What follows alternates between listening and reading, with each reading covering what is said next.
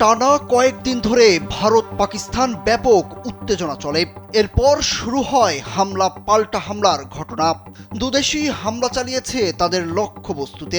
সবশেষ শুক্রবার দিবাগত রাতে ভারত পাকিস্তানে হামলা চালালে পাকিস্তানও শনিবার ভোর থেকে ব্যাপক হামলা চালায় ভারতে। টানটান উত্তেজনার মধ্যেই সন্ধ্যার দিকে খবর আসে দুদেশই যুদ্ধবিরতিতে সম্মত হয়েছে। উল্লাসে ফেটে পড়ে দুদেশের মানুষজন। কিন্তু যুদ্ধবিরতির 1 ঘন্টা না পেরোতেই আবারও হামলার খবর সামনে এলো। কাশ্মীরের ড্রোন হামলা এবং বিস্ফোরণের খবর পাওয়া গেছে।